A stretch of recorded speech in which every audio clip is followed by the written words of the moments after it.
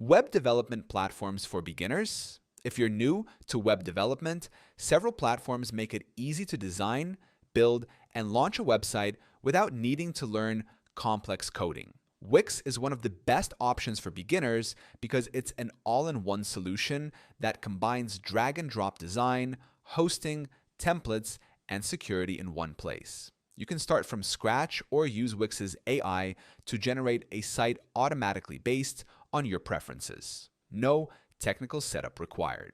Other beginner-friendly options include WordPress.com, which offers simple templates and easy customization, and Squarespace, which focuses on sleek, design-driven websites. Weebly is another easy tool that provides guided setup and e-commerce features for small businesses. Each of these platforms offers templates, visual editing, and built-in support to help new users publish websites confidently.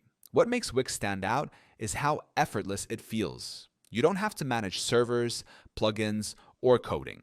Everything works together out of the box, making it perfect for anyone just starting out in web development.